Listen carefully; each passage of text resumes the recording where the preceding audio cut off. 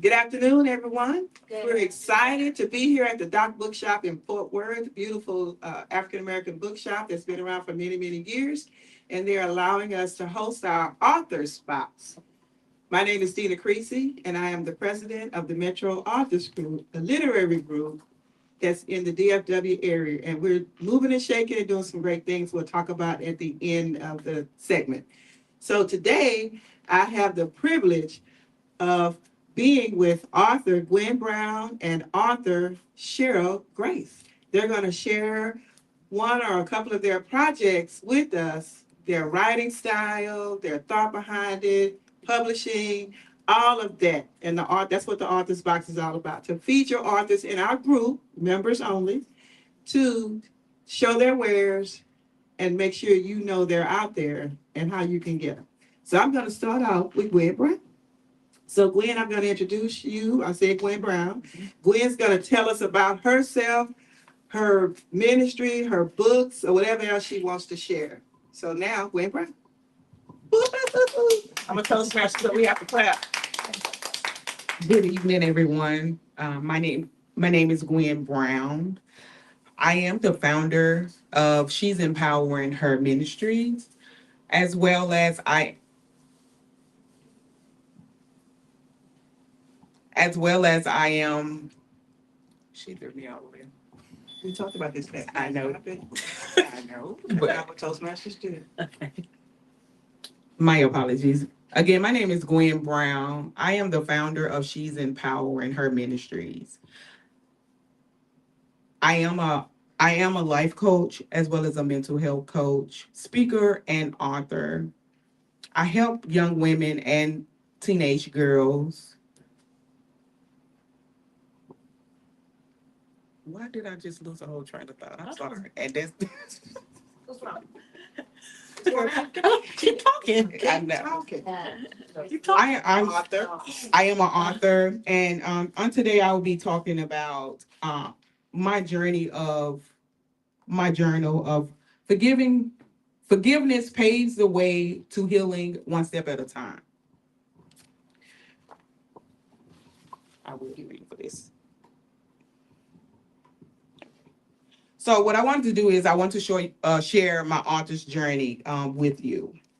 But more so before I start sharing my author's journey, I'm a woman who knows what it means to heal from what tries to break me. And now I help other women to do the same. My journey began during one of the hardest seasons of my life. I was carrying grief, shame, and unspoken hurt. And what I realized was this: I couldn't truly move forward until I made peace with what was behind me. That peace came through forgiveness.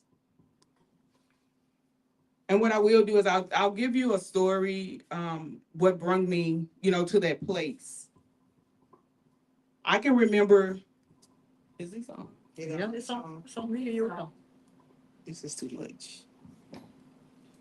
You do. Okay, so I can remember the time when me and another friend girl, we were speaking and we was talking about going to a Bible study at the Potter's house. And during that time, the time wasn't right and we didn't end up going. So that same night, which was a Wednesday night, I was sitting at my desk and I looked at my phone and a notification popped up. And the notification was Bible study from the Potter's house. And I haven't registered to receive notification. So upon not ignoring it, I wanted to ignore it, but I didn't ignore it. So I put it down and I decided to watch it. As I proceed to watch it and just, elaborate on it, the whole message spoke directly to me. And the message that stuck with me was, daughter, until you forgive the person that hurt you and your first husband who did the things he did to you, you cannot move forward. As well as you went to the altar, but you didn't take your heart to the altar. there was a lot. There was a lot that stuck with me because I was like, I'm sitting there and I'm looking around like, are you talking to me? You know, and that's how it did register, with me. So that journey led me to create my journal. Forgiveness paves the way to healing, one step at a time. It's more than a journal. It's a space to breathe, release, and reflect. A space where healing begins, one honest step at a time. What, let me share a line from it that still speaks to me today. Forgiveness is compassion healer. Forgiveness is a compassion healer. Paves the path to wholeness one step at a time. I'll say if you're in the middle of your own healing process, I want you to be reminded that there's no perfect pace, just a willing heart. And every small step you take is a bold movement towards freedom. And I also want to share something, just something else, because a lot of people think that, sometimes we can forgive people in our mind. We can say the words that we forgive them. But in actuality, did you forgive them in your heart? It's about your heart posture. So you have to truly repent and surrender and mean that you forgive them. So I wanted to share.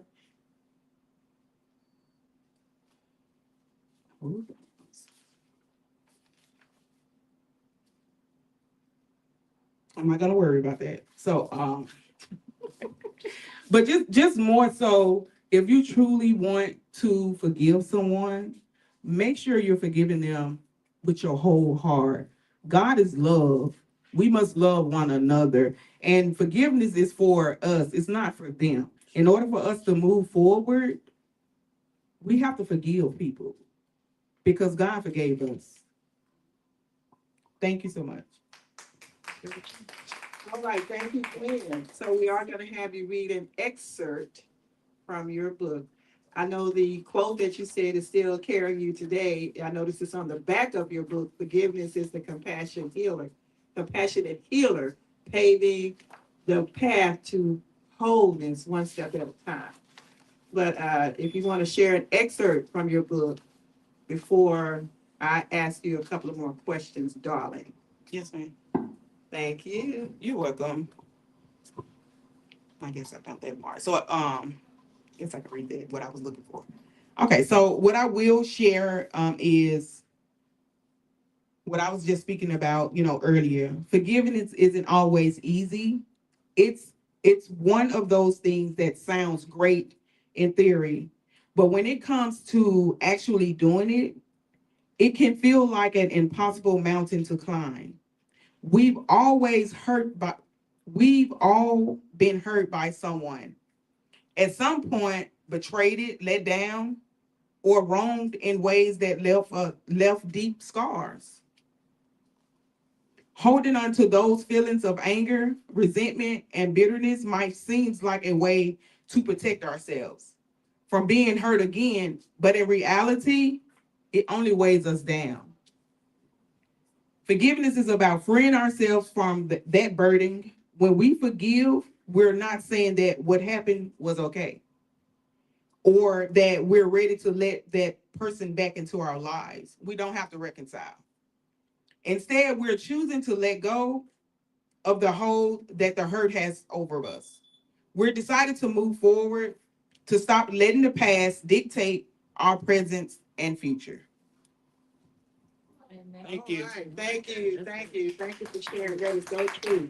Forgiveness does not mean we're saying it's okay, and it doesn't mean we have to let the person back in because we forgive. A lot of times that's what they think. Oh, you forgave me. We good. No, we're not good. Right. You're not good. That's true. Good. So true. I have to remind my ex-husband all the time. We are not friends. We are my ex-husband, the children, father of my children, but we are not friends, But I still let all that go. So thank you for sharing it. So when did you write this book?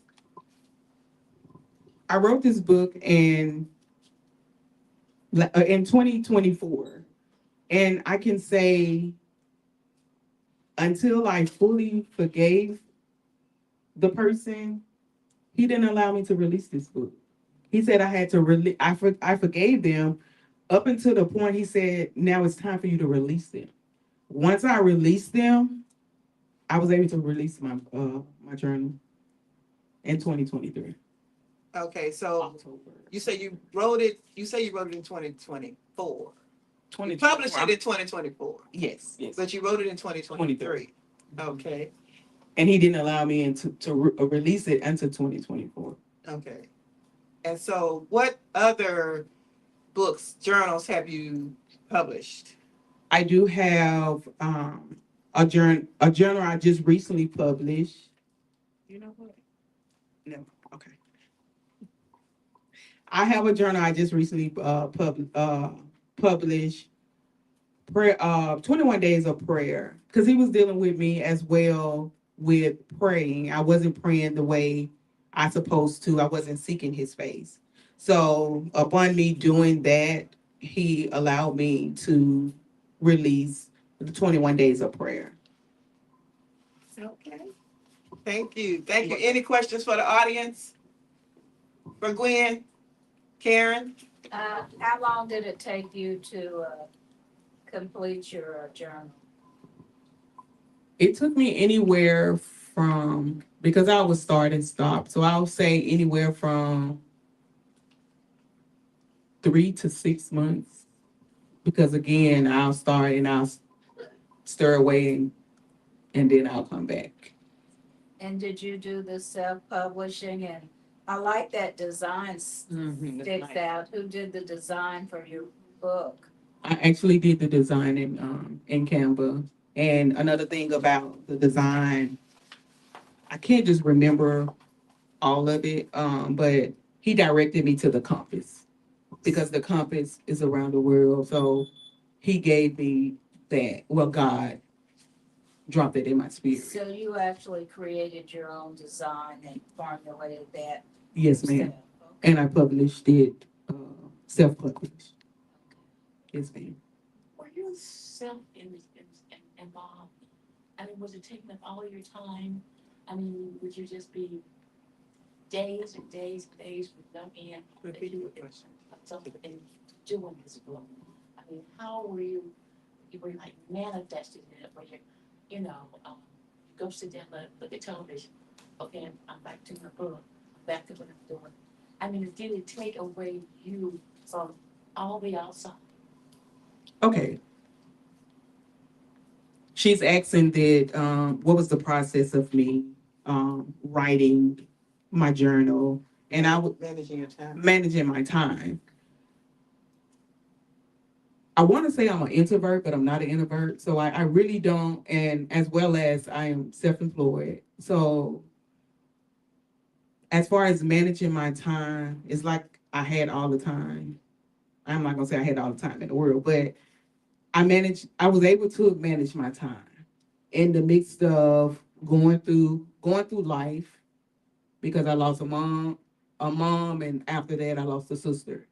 So dealing with that and coming to this, and that's part of it, to the grief and the shame that comes with it, as well. So I just had to, journaling is part of what I do, how I cope with what I'm going through. So therefore it's nothing for me to sit in one spot 2 or 3 hours, possibly 5 hours, to just be writing and thinking. Because it's best for me. I've learned that it's best for me to write it out than to hold it in. Did I answer your question? You were like releasing the emotions you were going through and writing this information. Is it? Yes, ma'am. Yes, ma'am. So you were self-absorbed into this as you were writing this. Yes, ma'am. Yeah, thank you. You're welcome. Yeah, but that was gonna be my question too, because sometimes when you write, sometimes you do reflect on the past. So did you find any challenges in writing the book, since it's on forgiveness, that you had like pick it up put it down, or so what was that like for you as you was writing your book, as you're trying to focus on forgiveness and trying to release and maybe reliving some things at the same time? Right. And I can say it wasn't easy because when it's a family member, it's very hard. And that's when I said that when he told me I had to release them, it's hard to release someone that's you close to, you grew up in the house with, and all you know. So that was hard because I'm like, especially when he say release, I'm like, huh? Are you sure? Until he woke me up in the middle of the night, like 2 o'clock, and say, you must release. So I had to delete them from everything that was on, the phone, social media, and all. And it hurt me, but I had to be obedient because it's a lot came behind after I did that. Things started happening. I was able to release this here. I started getting speaking engagements. A lot of things was happening after I was being obedient. Any other questions? Yeah. No. All right, so I'm gonna transition over to Miss Grace, Cheryl Grace, and she's gonna introduce herself and share her project. Let's clap.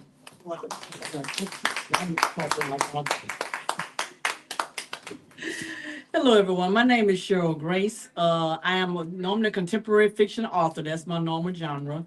I am a licensed professional counselor by trade, and I'm the co-founder of Metro Authors Group. Yay! Yay! I am a native Louisianian. I've been in Texas since 1997, so I think I'm a bona fide Texan pretty much. But I still got Louisiana blood. So my latest project I'm going to talk about today is different from the others. I've written 2 novels, and normally my love is fiction, but I ended up being directed to write a grief journal. So my grief journal is called Love with No Place to Go, and it's based on a quote the quote is by Jamie Anderson, and she says, "Grief I've learned is really just love. It's all the love you want to give but cannot. All all that unspent love gathers up in the corners of your eyes, the lump in your throat, and in the hollow part of your chest. Grief is just love with no place to go." And that was a quote by Jamie Anderson. And when I read that quote, to me, that's what I felt explained my grief process and what was going on. And initially, I had not planned to write a grief journal, but a series of events happened over the past few years. When a mentor of mine that's now deceased that was in my church when I was involved in the counseling ministry at my church, he would get me after I lost my dad and my grandmother in the same year, and they had a grief workshop. And he was like, "I need you to be one of the presenters." So I'm like, "Me, really? No, I don't think so." No, I need you to do it. And I'm sitting up there like, "Why I got to do this?" And so anyway, he said, "Nope, this is going to help you. You need to do this." So he prompted me to do that.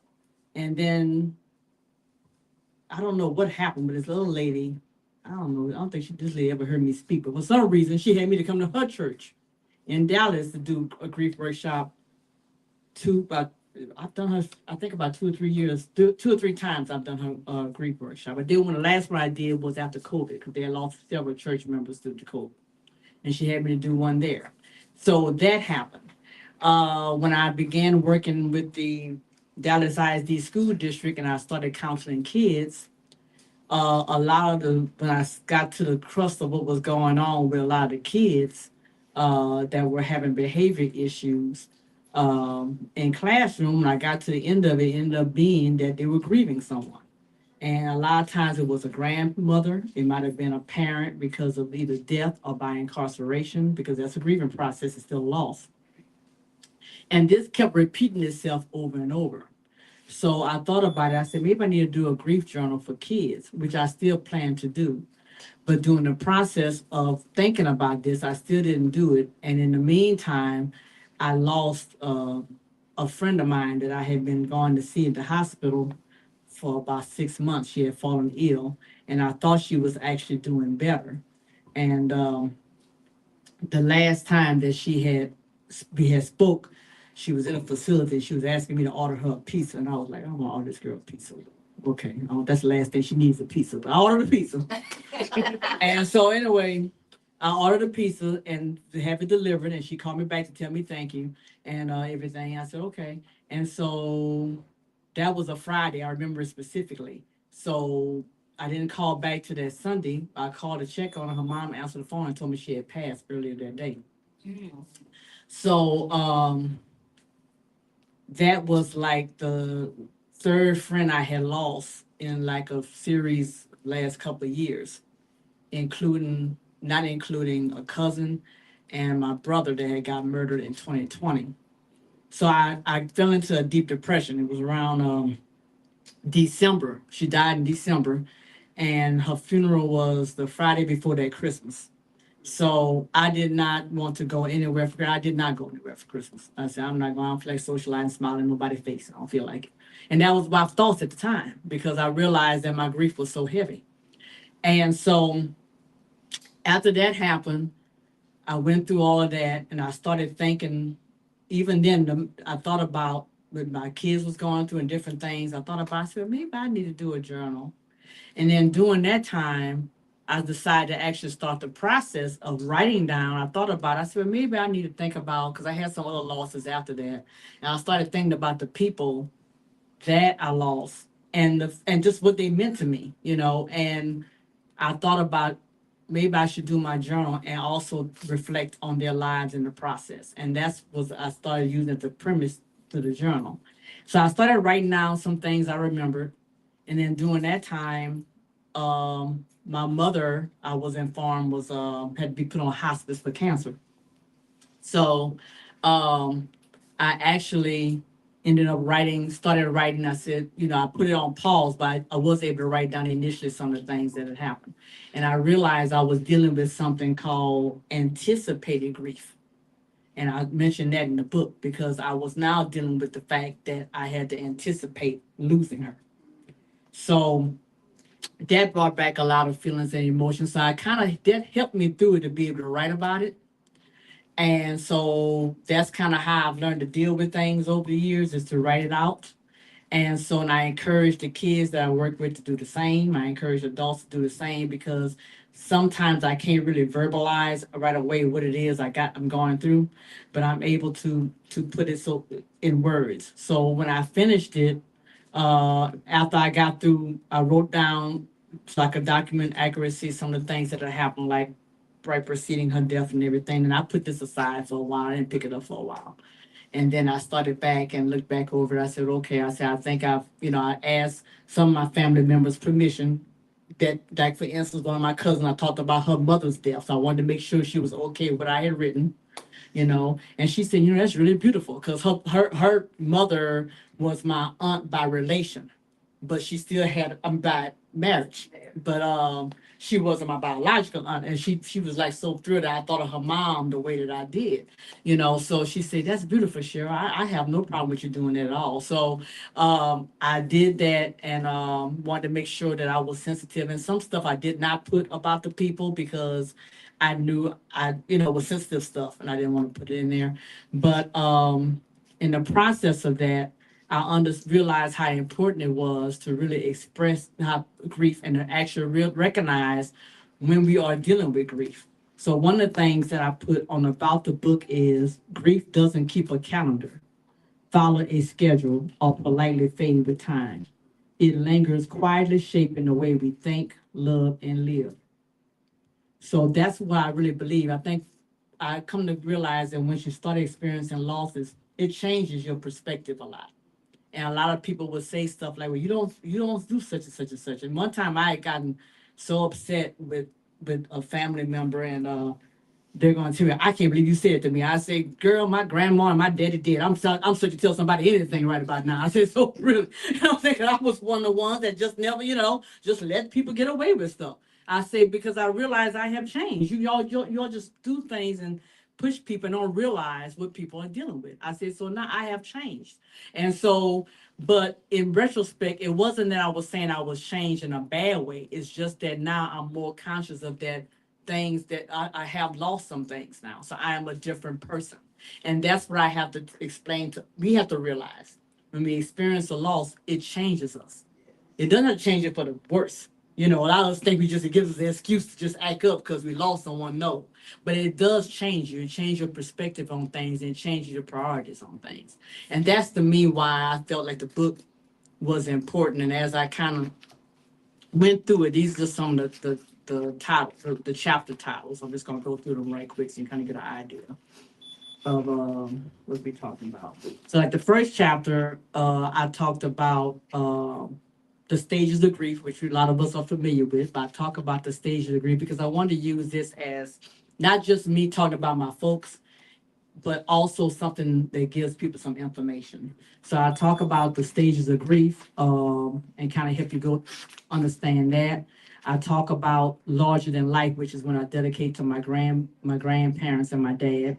Chapter 3 is life is short. That's when I talk about my brother and my cousin. Chapter 4 is how you're really doing. That chapter talks about how grief affects us in all areas, physically, spiritually, mentally, emotionally. It's not just us crying. It has an effect on our entire being in the way we interact, the way we think. You know, and during that time that we were really in deep grieving, when the loss has definitely occurred, we're not well. And a lot of times we're going to say things we shouldn't say. A lot of times we're not going to be able to focus on certain things because that's how grief affects us.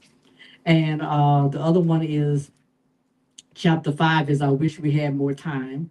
That's dedicated to a couple of family members. Chapter 6 is grief rituals in other cultures. I looked at grief rituals in some other cultures to kind of see kind of how they do things.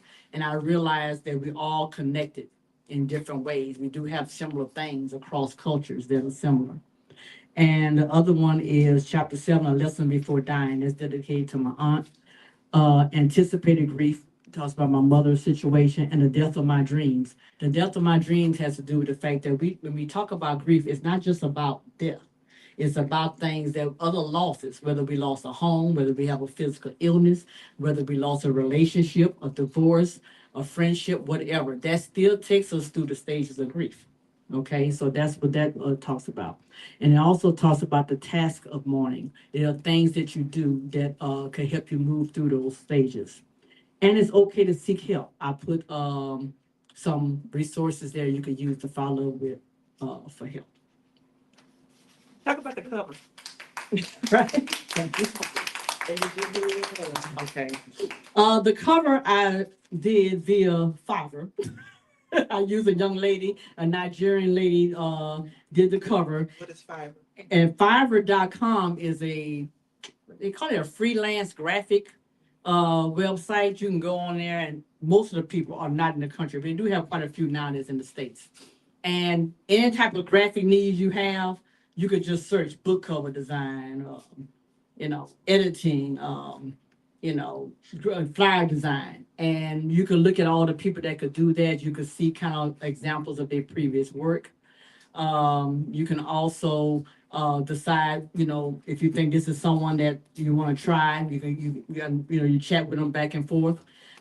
This particular lady, she ended up doing the whole book for me. She did the editing as well for me as well. So we kind of worked pretty good together. We had it was a little delayed because some of the stuff I think was I might have been a language barrier and cultural differences. So some of the things I was like, why you took away a whole paragraph? And then she goes, I didn't. No, I did. I said, yes, you did. You took away the whole paragraph. So I'm like, and so anyway, she went back and revamped it. So we had those little issues, but she even messaged me the other day talking about, you doing okay? I said, no, you want some more work, but I said, but she the title, the cover integrates grief symbols. Although my favorite color is purple, purple is also a symbol associated with grief as well. So as roses, because they have to do with remembrance. Butterflies have to do with people feel like their soul of their loved one has returned, and this butterfly and has taken flight. The ladder in the middle is a got from Ghana. It's a Dinkra symbol in Ghana that means the ladder of death, which basically means all of us will see death. So that's why I integrate all those symbols on the cover. Question? Oh, Go ahead. how old was your brother when he passed away? My brother was 57. He was, 57? yeah, he was killed by a young man that was 25 years old. That was his neighbor. Okay. And they had an argument earlier that day. And my brother was the type of person he think when you have an argument, he think it's over, but he don't ever think nothing of it. But apparently, this young man had an issue with it. You know, a lot of young kids, a lot of young men, they don't let things go. Unfortunately, they keep it. And like we taught to just kind of like, okay, I done said what I had to say. I'm done with it. But and that young man didn't, and he came back to his house early in the morning. My brother opened the door for him, just thinking, I'm just open the door for him, and he killed him. And he actually ran him down. My brother ran across the street, and this boy ran him down and shot him across the street. So he actually died across the street from his house. And he died on September 20th. My dad's birthday was September 15th. So I'll never forget the day he died because it was 13th. My dad's birthday is on the 15th. Well, my dad's been deceased, but yeah. So he was up in age, but he wasn't having the greatest lifestyle, I admit, but he didn't really bother anybody, you know. So that's why it kind of really took everybody by shock because they say he didn't bother nobody, you know. And he didn't really he just did like handiwork, you know, like he's really good at mechanicking. So people bring his cars. He's a natural mechanic, you know, and naturally good cook. So people, you know, used to, you know, hire him out to do little things and what have you. Yeah, you know, they just always so, you know, but it really struck us because he never bothered anybody. You know, he just never did. He just kind of happy-go-lucky, you know. So and the family members just kind of get annoyed by it because they be like, "This boy, no good man. He took this such for me," but he wouldn't care. You know what I'm saying? He would not care. And my uncles would be fussing. Yeah, he took my so and so. He think I don't know he got it. Right? I'm like, but they still next day they don't care. They'll have him over there buying. And all our family just got so devastated when it happened. And the young man, he didn't have no remorse. My brother said he went to the trial. He was like, whatever, he didn't care. Wow. And so they did give him 20-some years, but the boy didn't care. He didn't care. He was like, whatever. You know, my brother said he was kind of upset he went to the thing because the young man's attitude was so bad about it. Yeah. So I want to know something. Mm-hmm. I read your other book. Yes, ma'am. How did you switch from? Because I came expecting something like I'd read from you. Yes, And I get here and it's a whole different. it is. Different party. It's entirely. I didn't wake up to You have to share that this for the morning. her question. About death this morning. I knew that you were here and I was going to come here and I was going to hear a new book that you had written and I was going to be joyous. When I want to read a book, and this is just my opinion. I know. I mean, I know everybody's got their own opinions, but when I want to read a book, I want to read one that keeps me going. That I want to come back and read it again. Okay, I can't put it down. I would get absorbed in the book. Yeah. And I'd give your book to my sister, and I knew she would be the same way. I would call her up. I say, "What page are you on?" She would say, "I ain't even reading the book," and I knew she was. And so I'm saying to you, based on what I had read from you before, Mhm. how did you switch over to death and dying? I mean, was it easy for you? Because Mhm. all this grief and stuff you guys talking about. That's why she It, wrote it- it. Yeah. yeah, I'm just like, how did you switch over like that? What made you switch? That's a good question. She's asking how did I switch up from fiction, writing such provocative fiction to something so sad and grim and like the grief journal. And I'm gonna tell you the truth, I did not expect to write a grief journal. That was not nowhere in my plan. I think that it was something that I felt like I had that was my way of helping myself kind of process the loss. Exactly. And then I realized that I thought maybe some other people probably was dealing with the same thing. And so I decided, but it was started off like a writing project for me to just write and just see. My purpose was, I'll just write this little grief journal and help my kids and other people. But then as I started thinking about it, I started thinking about the people that I lost. And then I decided to kind of put it in here. So it was definitely a switch because I'm always thinking about fictional characters and fictional things. Like I have ideas already in my mind now about the next book. But it's almost like this was just kind of inking at me to just kind of do it. I think that's just kind of where creative minds work. I think if you have an idea in your head that just you won't let go, but you kind of got to get past one piece to another. And my mom's grief, I think, made me really push her death really made me push this out so that I can get, that was my way of kind of getting past. Because now, since I was able to get past her dying and her grief, which her death was a 1 year, August 11th, I think once I got past dealing with that, I think now I kind of remember, it's kind of like I had a release. It was kind of like, okay, now I could focus on some other things that I got to write. And I looked like I had to get this out the way before I could focus on going back to fiction, which is my first love. Talk about that book. Oh, I'm sorry, go ahead. No, I was gonna say, kind of to her point and your point, I really do love this cover because they love no place to go. Mhm. You know, and that just, I think, speaks volume about grief. Yeah. So where does it go? And I really applaud you in writing this because sometimes people can't process the grief. Mhm. So just having this book here, and you know, people can write and journal, I think it's needed because we have all this displaced sadness and we don't know what to do with it. Mhm. So I love how you explain like about the rose, the butterfly, the ladder. That all makes sense how it all ties in. But I really love the title Thank you. of the book, and you know, and based on what you said, I think a lot of people are going to need help because I know a lot of us grieve and we keep pushing, Yeah, yeah. you know, but grief, sometimes you have to pause with grief. Mhm. And it's come in stages in life. It does. So yeah, so I can't wait to delve in. Thank you. Thank you. Thank you. Yeah, and so tell us a little bit about your fiction novels. So I have 2 fiction novels that I've written. The first one that my darling friend loves so much. It was good. It was a good book. Yeah. And then, but I would get back to writing fiction. But my first book, He Calls Her Blue, is a coming of age story about a young girl named Indigo. And He Calls Her Blue. It's gotten a lot of great reviews. It is also available on Amazon. My second book was about 3 brothers, King, Duke, and Prince. I'm in the process of revamping that book because it has some errors in it, and I'm gonna revamp the cover and give it a fresh new look and re-release it. Hopefully within the next month I have that done. But my first love is fiction, and a lot of my fiction, my characters come out from people ask me how you get. I'm a people watcher for one thing. I'm a people watcher. I observe people. I can see people in a doctor's office, and if I'm sitting there too long, I'm gonna create a whole scenario about what's going on. Doesn't mean it actually happened. That's just me. But and by me being a counselor, I hear a lot of stories. I hear a lot of heavy stories. And because of that, I had to find a way to release it in a way. And that's what happened with my novels. I kind of put bits and pieces of some of the stories that I've heard in my novels. And I kind of just put my own little spin on it to make it, my own personal. But it's inspired by situations and circumstances that are very real.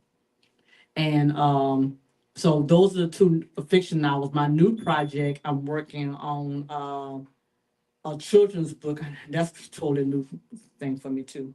That's gonna work, but anyway, that's my next one. And then I got another journal that I'm gonna do for kids too. So hopefully, I got some other writing things. I got some other fiction ideas as well. So that I won't disappoint my dear friend Miss Audrey, who's really wants me to write some more fiction. But yes, I will be writing some more fiction novels because that is my first love, and I got a lot of little ideas in my head about that as well. Any other questions for Miss Cheryl? I have one for the whole group. Yes, ma'am, Miss Here's Audrey. the reason that I'm here. And it didn't come to me until you were speaking. I mean, when I first got here, like, ugh, I ain't supposed to be here. But as you guys started talking, yesterday, I met a APS worker and a CPS worker. Mm. And they're wanting to partner. And listening to you guys, I'm saying that as this group, we should partner with them because there are people that we can help. You can help with your stories. Yes. You can help with yours. And, I think that afterwards, if we could meet or something like that, we can talk about doing something like that with them as well, because they were like wanting, and they gave me a list of stuff that they wanted and they needed. But until you guys started talking, I'm saying, at first I was like, hey, I'm getting ready to get up out of here. You know, but I couldn't walk all over up here because I told them I was coming. But in talking to them and listening to you guys, we can come together and we can do something for those children that are in CPS, for the adults that are in adult protective services. Oh, yes. Yesterday evening, I met with a psychiatrist, and this psychiatrist was telling me about a patient he had, and reminded me of this. He had a patient. This lady's mother died when she was 13 years old. Her mother had passed away. She has 4 children. True story. She has 4 children. Her 4 children are by her father. So I'm listening to that story and I'm thinking about you guys, and it's like, and you were saying they told you when you should release the story, but I'm saying there is people out there in abundance. Oh, yeah. Abundance that we can help. How I got into talking to CPS is I wanted to do an eye exam for adults, and well, basically gonna be for children from 8 to 18. So I called CPS and they said, oh yes, this lady was just like welcoming. You know, she was like really glad I called her. She didn't know why I wanted her, but her heart was open to hear whatever I had to say. So I told her about it. She says, yes. I said, well, how many people you think you can give me? How many people you think you got out there? Give me a number. Somebody just said a number. 400. I said, ma'am. And that's why I'm just trying to say, if there's 400 people that she's got out there just to do eye exams, it's from ages 8 to 18. Yeah. How many people could we help with these stories and these books that you guys? I'm saying, let's have a meeting, let's talk about doing something with them, because you guys are needed. And you guys can be perceived in a really good manner. I mean, and it's something that we can do. Let's do it. Call me. Amen. All right. Thank you, Ms. Audrey. Can I, Sergeant, the harvest is plentiful, the laborers are So few. so can I say something to piggyback off what you just said? Yes, ma'am. You are here for a reason. You couldn't figure it out, but you Glad figured you it out. didn't leave. With you saying that, I've been trying to figure a way how to get in contact with CPS. Didn't know who to talk to, because I know those kids, even adults, they need someone to pour into them. Even though that they may have counselors there, but what he showed me, they can't give them what you have inside of you. So I'll be willing to talk. You were, when you started, you kept on talking. And then when she told me that she was a social worker, and I know preacher over here, lady, you got all the parts to this. I'm Preacher lady over here. lady. We got all the You know, parts preacher to lady. this. And we can help abundance, people in abundance. We just need to sit down and talk about how we want to do it. I need to text him this morning and say, hey, love. How we gonna start? We just gotta start. Start where you are, use what you have, do what you can. Okay, so counselor, Mhm. young women, teenagers. I am a library aide at a middle school Which one? in DeSoto. Oh, okay. I'm not gonna say the name, I'll That's take okay. it in. It ain't gonna matter. And I am seeing kids that have discipline issues, and I know there's something behind. But my issue is I can't get them to focus on reading, but I think we've got a window because they can't bring their phones in to school anymore. No, they can't.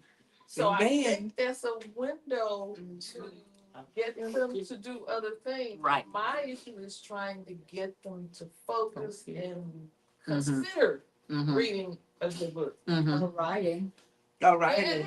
right? So right. my project is Grandparents' Day. Okay. So trying to get the kids to incorporate their grandparents' I'm using my book to say, even though mine is old and I already know what they're gonna say, But it's okay. you It's too still- old to understand what we talking about, because their grandparents are my age or younger, Yeah. really younger. Younger, yeah. Mhm. And so they don't know what a midwife is, and they don't really probably care. But how to translate that into their lives, but also give them a little hint of what you guys are doing. You know, to hey, there's some more books on Greek, or there's some more. You know, our books are very. We have a nice, really nice library, but they don't have the funding to bring in any new books. Okay. At least that's what I was told last year. So I'm trying something new this year. I'm trying to find some ways to bring them in. So any help, Yes, ma'am. any suggestions on how to? Do y'all have story time for them? That's a whole nother issue. Oh, okay. Okay, because I'm trying to think of how. Sixth grade. Sixth to and eighth. I was gonna say, so we have So people in the they're- audience asking about children, how to reach children, because we're old fogey to children. And I have. And we don't have anything to offer, but we do. Oh, We that's just have to figure out how to tweak that wisdom, Right. how to tweak it so they can receive it. That's how we do That's to it. tweak it so they can receive it. Because if we have it, they need it, Mhm. but we have to give it to them in a way they can And receive the it. audio books would be better for them. Well, Yeah. the good thing is, and that's the other thing, the good thing is we're going to start partnering with public libraries this year. To do Because the audio. focus is trying to get the kids back to what we all know. Right. Yeah. We all know you. Reading is fundamental. That's what we know. Mhm. Reading is fundamental. So there's still people still writing books. Books are still being published every day, multiple books. And I love both of forgiveness, Exactly. grief, Mhm. and like Cheryl points out in her book, grief is not just death of a person, Right. but it's death of something that happened. If you got a divorce, your marriage died. That's right. If your health changes, your health as you knew it has died. Yep. So now you got to deal with that. So we have to process that. Everything in life, we have multiple losses every day. That's right. And we keep pushing through, we keep going, and then we start acting out and we get grumpy and grouchy or stuff, and we try to figure out what's going on. Mhm. You know, because we have lost and we have not processed that loss. Right. And I tell people, every time you go through an experience in life, you need to process it. Yes. If you have a great job, you've been on your job for 5 years, and then you get a promotion, well, what you knew is gone. It's over. Even though you got a promotion, it's a good thing. Mhm. It's that good thing is gone. Now you got a better thing. So you want to make sure that you process that. How is this going to impact you? How is this going to change you? You know, all good things still have to be processed. That's why relationships, marriage relationships, or people living together, whatever you call mingling, whatever you're doing. If you're doing life together, as life changes, y'all need to stop and process that. Yeah. Popping out children, we just like, oh, we had this baby, this wonderful, but everything changed. Change, Everything changed. Yep. So you have to process that. Everything has to be processed. Mhm. When you don't process it, you start having issues. And I just love that some of the chapters that Cheryl read about the process. You know, she talked about personal reflection, Mhm. the stages of grief, but knowing that grief is not just death Yeah. of a person. People grieve their animals. Yes, they do. The animals die, and they just like, you know, and then some of us still grieve even when people die. Mhm. Like death is not a part of life. Right. We are gonna Right. pass through. It's Exactly. Exactly. You gotta be prepared for that. Exactly. So, and I do want to give a plug. John Wiley Price, our Dallas County, one of the commissioners, is putting on a grief estate seminar on the 26th. Yeah, I just. And it is during the day. It's 10 to 11:30 Mhm. at the Mesquite Convention Center. But is, I'm sorry, Mesquite Government Center. is that just for Dallas County? It's for anybody who want to go. They put it on every public Mhm. platform. Oh, did they? Yeah, it's free. It's for anybody that want to go. But it's grief, it's wills, deed of transfer, all of that have to do with end of life. So I just want to put that out, because we as a people don't take care of end of life. Yeah. When people die, we try to figure out how they're gonna get buried, Mhm. where the money gonna come from. Then people say, well, I'll cremate. Well, because cremation got popular with COVID, Yeah. they charging us, it's the same It's the amount. same amount now. It's no, it used to It's be the same just a amount, cheaper no difference. alternative, but it's really It's not. not. Yeah. So you gotta plan for that. Mhm. You know, and when your loved one, if their loved one doesn't have any kids or any family members, who did they designate? Who gonna take care of? Who gonna bury them? Because sometimes you think it ain't you, and it may be you. Yeah. So grief is a big thing, you know, and just like Miss Lorraine said in the audience, I have a certification as a grief coach. it's you know, kids are grieving, they don't even know. If adults can't process, we know the kids. Kids cannot do Kids it, right? can't. Mm-hmm, mm-hmm. And they have to deal with, you know, stuff at home that's raggedy. Then they come to school, got to deal with that. It's just a lot. It's a lot. I just feel bad for kids. I'm glad I'm not one now. Thank you, Lord, I'm not a kid. But they need some help. And that's a good point because I feel bad for kids because I found out a lot of parents do not know how to deal They with don't. their No coping kids' skills. grief. And the parents don't have many coping skills. And what has happened, just to give an example of a young man that I started working with last school year, his daddy died. He was his dad's only child. But this mom, you know, she has other kids. Mhm. And, you know, she went on, she got another, you know, married or whatever, and got other kids or whatever. And like, she okay for me to see him, but like he was just all, you know, he at first he was like, I'm fine, Miss Grace, I'm fine. I'm like, I know you're not, but anyway, just let me know. And so he got to the point the teachers was like, okay, something going on with the Monty. He's really hyped. And I would even see him back in the morning more hyped than usual. I'm like, it's business. So I just called him. So one day he came in and he talked, and then he talked. He said, I started having memories. I started making me sad. I said, okay. I said, yes, it is. Okay, I just want to know that was normal. He just left out the room. I'm like, okay. Dealing with kids, I take what I can get. Man. Sometimes it takes me a while. And after a while, they might sit the next time. They might sit for 30 minutes, might sit for longer. So anyway, one of the statements he made, he said, my mom don't understand why that I'm having a hard time. And then it clicked with me. I said, well, I said, darling, probably because your mom not grieving like you grieving. You're grieving your dad. She's that relationship she had with your dad is over with. So now her focus is not that she doesn't, because she said, yeah, I know he needs help. When I called him, she was like, yes, ma'am, I know he needs help. But she's not grieving like he is. And I think he didn't understand that. And he's his dad only child. So I'm like, you know, I said, so that's gonna be true. You're not gonna she's probably not gonna understand some days. You're gonna be to communicate that to her, you know, and he was like, oh, he said that's what it is. He said, I finally get it, you know. But I told him, I said, do your father have an uncle? Father have brothers or sisters? He said, well, I do have an uncle. He's pretty nice. I said, why don't you reach out to him and kind of see, you know, just tell him what you're dealing with. So that's kind of the way I had to do with that, because a lot of times parents just oblivious. They just kind of like, now she was nice about it. I've had some that was just kind of like, yeah, she upset 'cause her daddy died. Oh well. I mean, I'm like, I've got some rude parents now. I'm telling you, these kids going through some stuff. Because she was like good riddance on her end, but the girl was grieving hard. That was her dad. You know? So a lot of us are really not mindful of what kids dealing with, and think about what that's going to happen to their kid. No one's really acknowledging their feelings down through the years. And you wonder why some of these kids try to be so hard. That's why, you know. So I would say my motto is what I always say, and it's been heavy on me to go live and talk about it some more. I have posted it on my social media. Do we know when a child, even an adult, is crying out for help? Do we see the resemblance? Do, you know, Yeah.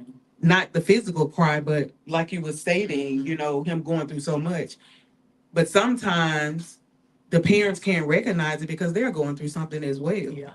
So they don't know how to deal with it. Even if their child come to her, if she didn't have a good relationship with the child, with the father, that's not going to even be of her interest to even try to get the child through that. Yeah. So we need to figure out a way to get through to them to figure out, hey, do you know when your child is really crying out for help? Instead of just pushing them away, saying, go sit down, you bad, you being a distraction, this and that. If that child is acting out, that child is acting out for a reason. Did that spark any other questions or any other thoughts? Because again, we are a Metro Authors Group. Now, we all here that's part of Metro Authors Group, except this new author that's here, Miss Ragsdale. Soon So, to be We're part of. trying to get her to join with her historical book, and I'm sure she has other books inside of her. And she's in our Toastmasters group. Lynn and I are in Toastmasters. So we meet on Friday night. So we invited Miss Ragsdale. But, you know, she said, well, how many? Good Lord, it's something else, it's something else. It's Toastmasters is coming up for renewal. So, and I said, well, look, I'm only in two groups. I'm in the Metro Artists group. I've been in this group since 2016. And I'm a Toastmaster. I've been a Toastmaster since 2003. So those two organizations are personal development. They are high value to me. So they are in my budget. So I know every time it's renewal time, I am going to renew, because those things are important to me. I'm not in a bunch of groups. I'm not in a bunch of organizations. I support people. So people think I'm in a bunch of stuff, but I'm not. I support other people. I support the arts and literally as much as I can. Miss Karen, our membership director, so I come up here and talk. I mean, Miss Karen when I'm 75, when the Lord led me to be 75, I would be like Miss Karen. Miss Karen is a featured photo artist all over the Metroplex. She's a model. She got it going on.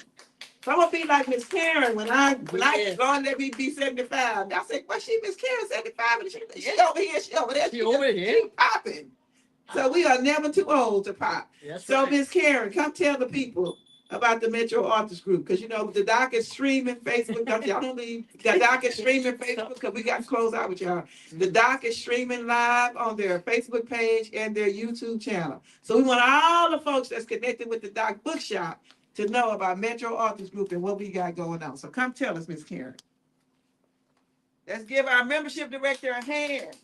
Thank you, thank you. Thank you for coming out and supporting the Metro Authors Group and these two wonderful authors. Let's give another round of applause for their book. Membership has its perks and privileges. And we invite you to come and join Metro Authors Group. We meet monthly, either in person or via Zoom. We are a group of authors, writers, readers, poets, photographers, artists, editors. We say it this way: we do print books, podcasts, the spoken word, ebooks, visual arts, and we even have movies and films, scripts. We have guest authors that come in and speak to us about how they become established as great authors or filmmakers. We invite you to come and participate with us, network with us. If you've had an idea about a book in your head for years and you haven't implemented it, come to our group and we'll help you get started. We'll get you motivated. We'll tell you what tools you need to have to make that book a success. We are having an event coming up next month, and we invite you to come out to that event on September the 20th from 11 to 3 in Arlington. And I think Cheryl, our person that's in charge of the event, will speak a little bit more about that. But right now, if you come and get your membership, guess what? Your membership dues will be good until March the 31st of 2027. Now, you can't beat that. Nope. So come out, sign up for membership, and it's $65 For the year. for the special. Oh, the It's special. a special for now, for our promotion at Books, Burgers, and More. Is gonna get you through until March 31st, 2027. So that discount is gonna be great. Plus, if you come out and sign up, we're gonna give you a nice bag full of goodies, okay? Membership, again, has its perks And privileges. and privileges, and at a lot of events, you get discounts, or you actually get in free, just like we got in this event free, all of us. Plus, we got food for you. So come on out and support the group and be part of a great networking authors group that can help each other to be successful and not just writing your book, but promoting and marketing it. Thank you so much, our Director of Membership, VP of Membership, Karen Shields. Photographer, artist, model, just everything. Karen got it going on. Karen got it Yes, she going does. on. Yes, she does. So I'm gonna let our authors give a little summary or close out of what they do. What they shared. Gwen will go first, and then Cheryl. And then Cheryl will also share about Books, Burgers, and More, because she chairs that event, that annual event. So Gwen, just what you want to close out with from your project.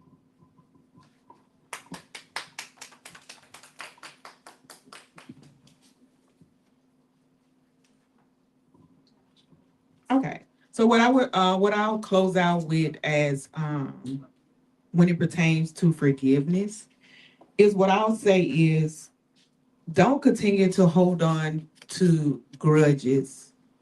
If you can make it right with the person and forgive them and reconcile, please do so, because sometimes it's just a simple misunderstanding. And sometimes it's not. The other person may not be ready to, reconcile or own up to whatever it is that they, did to you. So, but, just to clear your heart and you walk in your purpose and move forward in what it is that you're supposed to be doing, forgive them. And that's all I have. Thank you. Just like she said, the other person may not be ready to be accountable or acknowledge it, but that doesn't stop you from forgiving. All right, moving on to Cheryl. I'm gonna close out, just kind of reading a little poem that's in the book, a personal poem that I wrote one day when I had a day. And the day was called, this poem is called Some Days. Although some days I am quite well, there are other days that I can't tell how I feel, because no words can describe how missing your voice, your words, your hugs cripple me inside. Even when I tell myself I should be doing something, something turns out to be nothing. Although you left me with a lot, your memory in the end is all I've got. I'm pressing on as if I don't care, but there is a void because you're not here. It is the last book and the last turn of the page. It doesn't get better, regardless of age. It creeped up on me today, although I have much to do. Instead, I lingered in bed because I was just missing you. And that was a poem I wrote one day when I was just not having a good day. And I want to end with this. Each family member experiences grief in their own way, even when mourning the same loss. A family may share the same home and be raised by the same person, yet still grieve a parent's death very differently. In some cases, the loss of a child has caused marriages to fall apart. And because of a lack of love, not because of a lack of love, but because each person grieved in a way that the other cannot understand.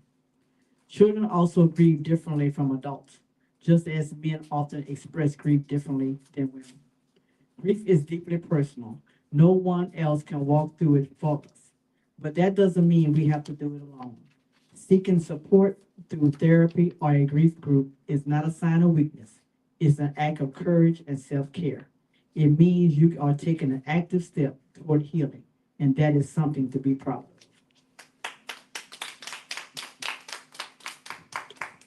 So on a lighter note, I want to tell you about the best book expo in North Texas. I'm saying that because I've been to quite a few. Okay, so I can say that. But the best book expo in North Texas is Books, Burgers, and More. It will be September 20th from 11 to 3 at St. Jude Event Center, 2625 South Cooper Drive in Arlington, Texas. And we are going to be having, the chef's going to be preparing a burger. If you want a turkey burger, we got it. If you want a veggie burger, you got it. If you want a beef burger, you get this for you too. And you can have that with a side of fries and something to drink. if you want to. Also, we're gonna have authors there for all genres representing, so you can come by and get your book, sit down, linger around, eat your burger, so you're not gonna be hungry. And plus, you're gonna have an art show this year because our wonderful membership chair is curating an art show. We're gonna have beautiful artwork on display for you to check out, as well as some wonderful activities for the kids and adults to get involved in as well. So it's gonna be a really great time, and I truly hope that you take advantage of it, and it's absolutely free to attend. And also, let me not forget, we're gonna have a poetry showcase included as part of our program. And we have 2 featured authors confirmed. Enigma, who has a body of work and screen works. He's gonna be here. And also we have Marcine Moore, who is an award-winning author and poet as well. So we have a lot of great things on the horizon. We really hope that you join us from 11 to 3, September 20th. 2005 from 11 to 3 in Arlington, the St. Jude Event Center. So we hope to see you there. Vendor tables on there? Oh, yes, let me not forget, vendor tables are available. We still have a limited number of vendor tables available. You could be an author, you could just have other business that you want to have. We accept them all. So vendor tables are still available for the low price of $80, and that includes your meal and your table. There you go. And you could, if you want more information, you could email us at magtic2@gmail.com for more information. All right. We are so glad you all joined us. Just excited about another Author's Box that's in the books. Again, next month, no Author's Box because we're having Books, Burgers, and More. And then we'll see what the Lord's going to do with us in October. But we are excited about this opportunity. So books are available for purchase. Their books are on Amazon for those in online land. Yes. And those in person, right here in the room, you can purchase the book. So thank you so much.